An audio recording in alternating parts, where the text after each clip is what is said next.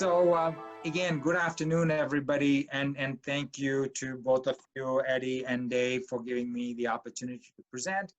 A little bit about myself. My career has been primarily or exclusively in sales and business development, so it has involved a lot of public speaking out of necessity. So I'm going to tell you how I got into public speaking. It was in September 2001 at the Sheraton Parkway Hotel, and I had 15 to 18 people in a room. These were partners or potential partners, value-added resellers.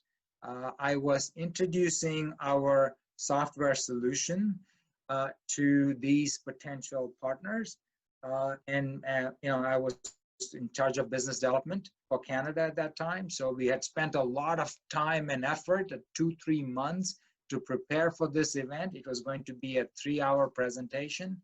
We had, every one of them was a decision maker in the room. They were all either owners of their practice or CEOs of their company. So when the time came for me to stand up and present about our solution, our platform, I stood there and I froze. I was sweaty. I didn't know what to say. And I just stood there like a mute for about a minute and a half.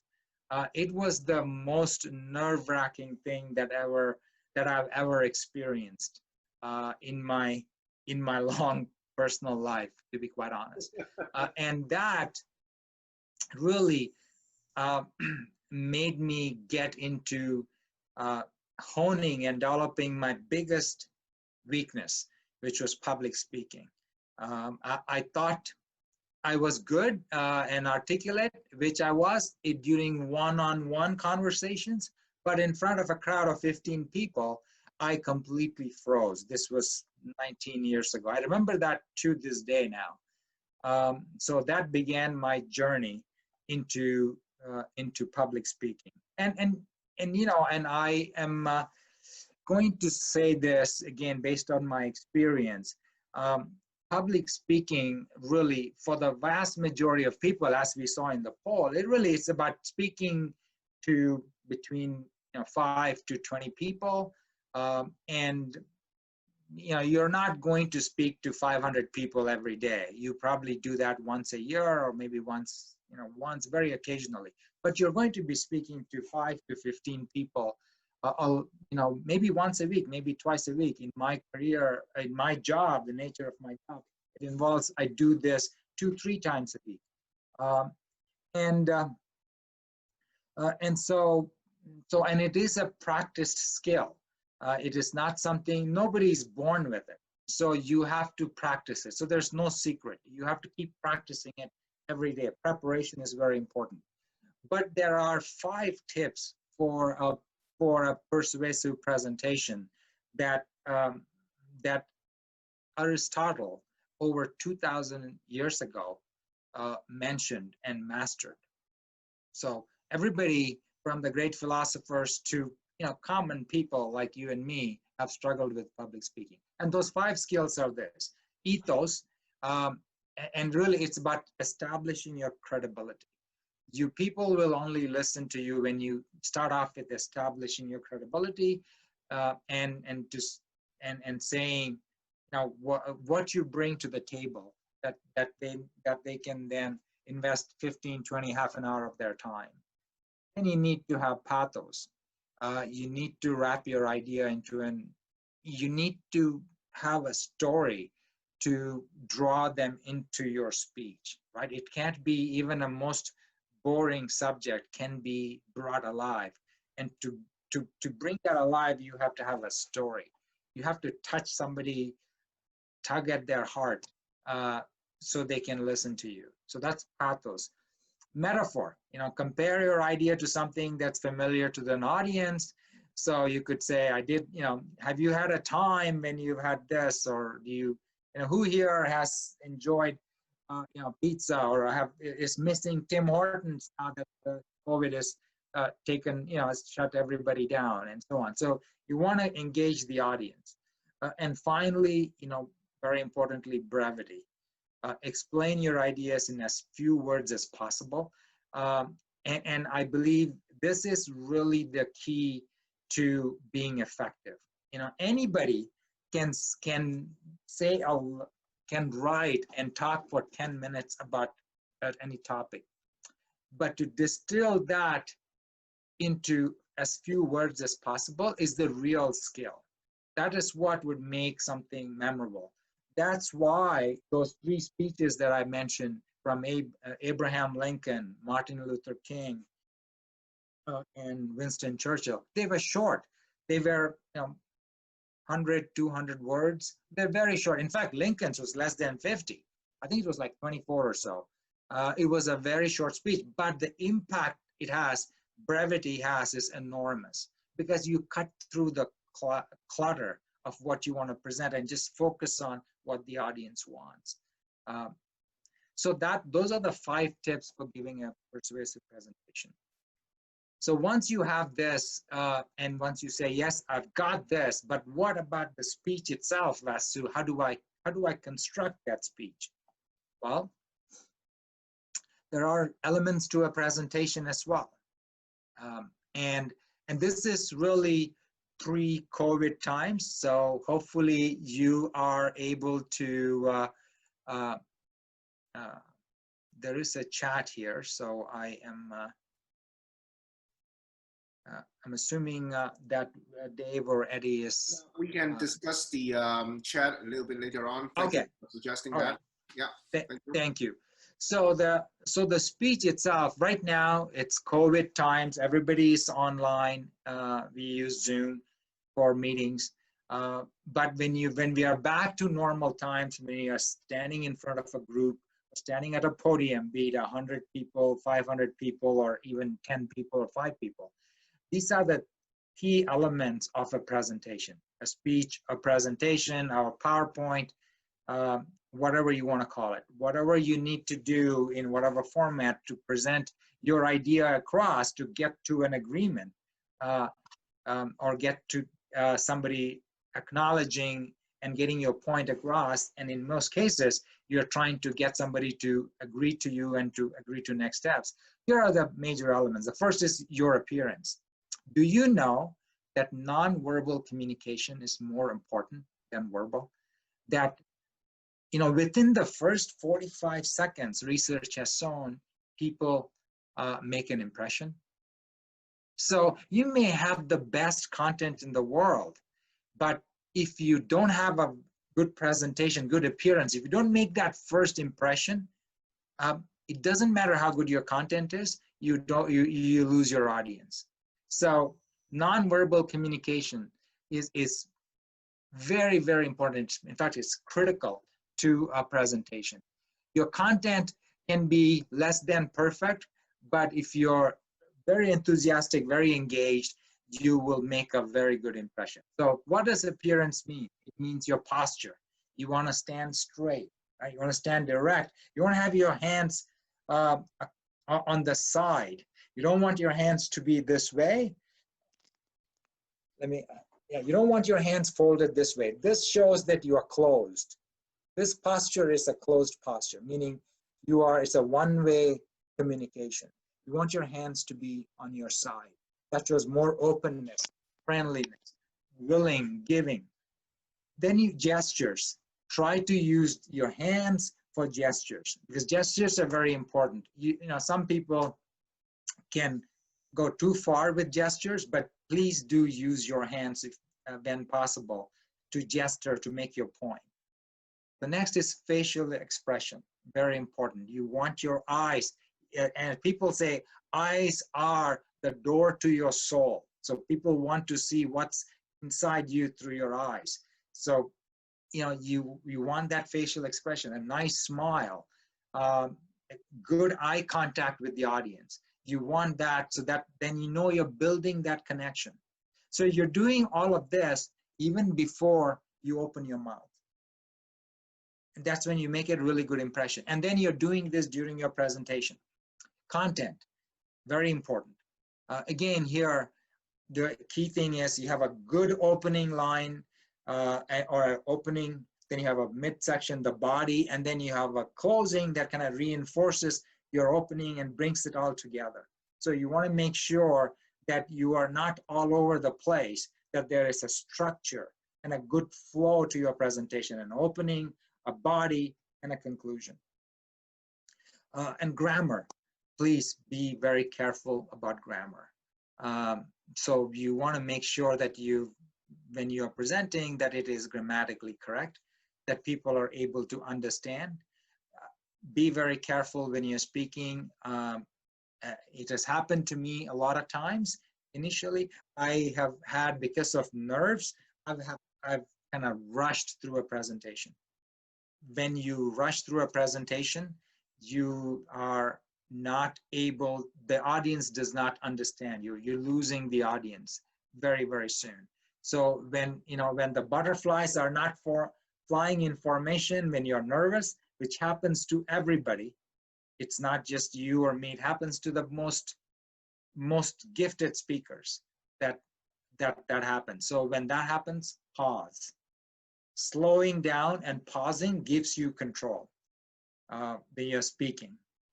And it also helps the audience to anticipate. So if you speak slowly and then you have those pauses, people are going to say, hey, what is he going to say next? Or what is she going to say next? And vocal variety is huge. So you don't want the speech to be very monotonous. You can put people to sleep. I had this instance, we had an offsite meeting yesterday where somebody from a company that was talking about IP protection, intellectual property protection, gave a presentation for 2 hours. And that person put us all 6 people to sleep. In fact, we were circulating Zoom pictures of all of us falling asleep to the rest of the team during the meeting. It was pretty bad. And this man was the CEO of this consulting organization. So because he was very, very monotonous, there was no eye contact. So you want to make sure that you have vocal variety, that you want to make sure that there is enthusiasm in what you're saying, because people hear your words, they may not absorb it, but they hear the enthusiasm, and so they want to hear more, they want to learn more. So your enthusiasm in your voice really grabs their attention, even if the content is maybe not 100% to what they were looking for. So that is very, very important. So these are the kind of 3 elements to a very effective presentation. And then the purpose of all of this, at the end of the day, we do all of this. Why do we do this presentation? Why do we need to be good at public speaking? Because we want to convince people, right? I mean, I want somebody to become my partner. Eddie wants somebody to sign up for something, and so on. They want somebody to do something. Everybody in the audience here wants to get some point across. Either there's an ask, there's an agreement that they need to do, there's a presentation that they want people to agree to, or a proposal they want to agree to.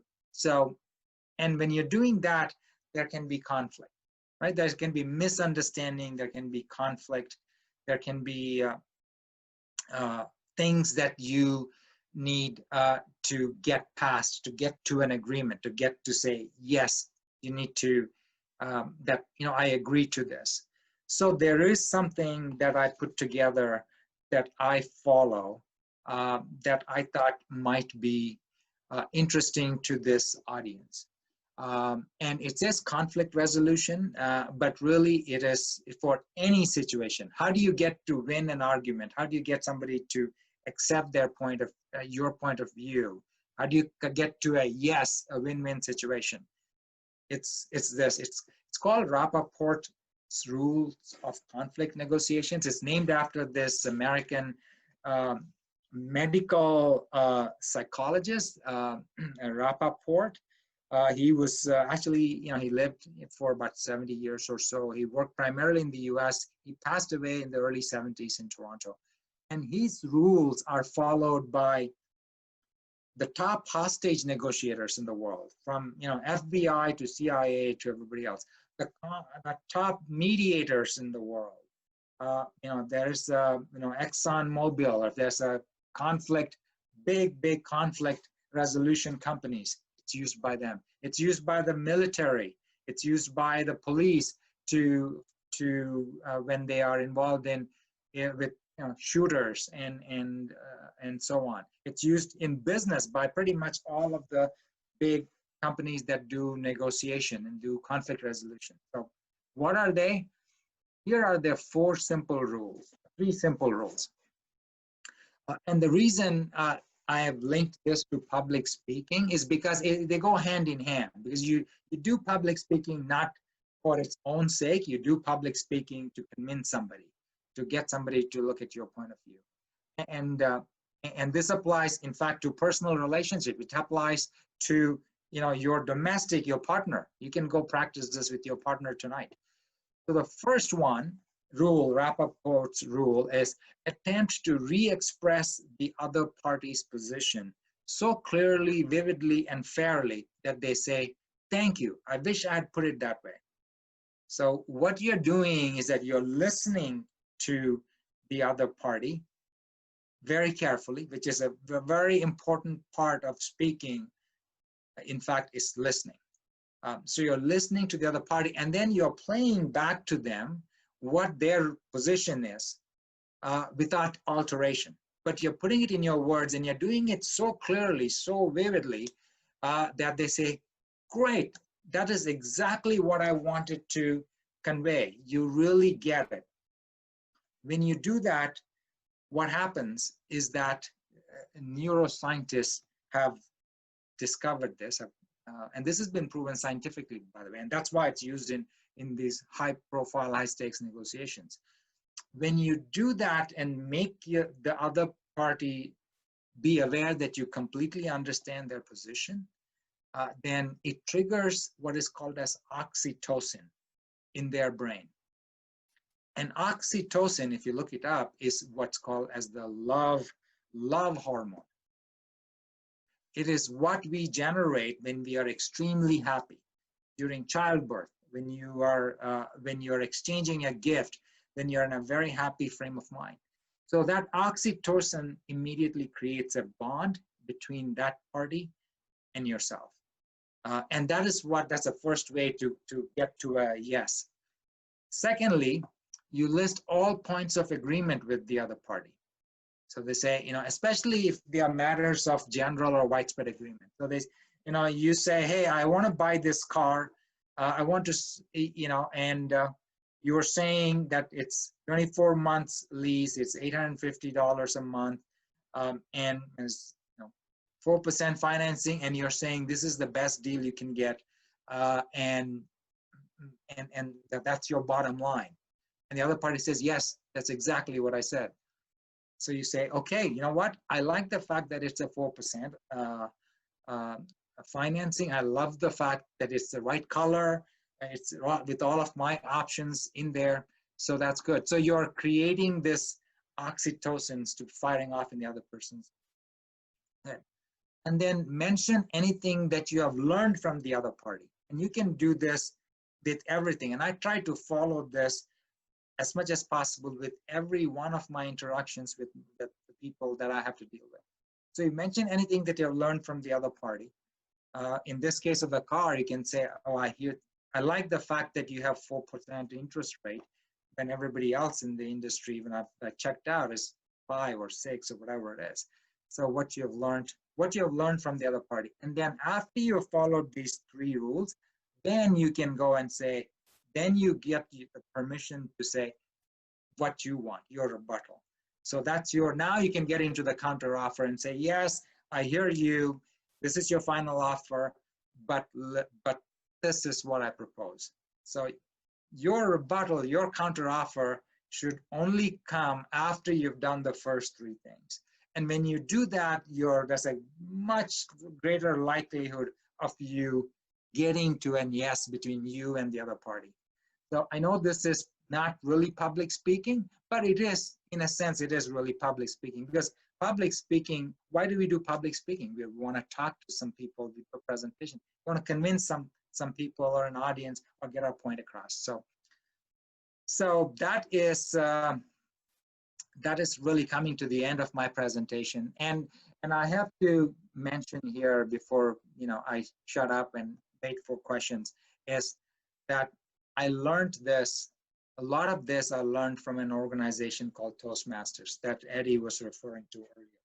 So it really, for those of you who want to improve your, you know, just gain better, more self-confidence in talking to an audience, I suggest you seriously look at Toastmasters.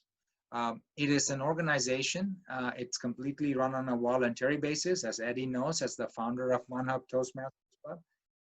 And they have really created the course and then the best practices for getting to become a better speaker. And you do that by practicing in a safe environment, in the club. You know, every week you get an opportunity, or every other week, to speak. You get an opportunity to evaluate other people.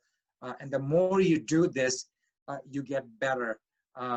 Every time you speak, you get a little better. You get a little more self-confident. Finally, you become a very fluid speaker.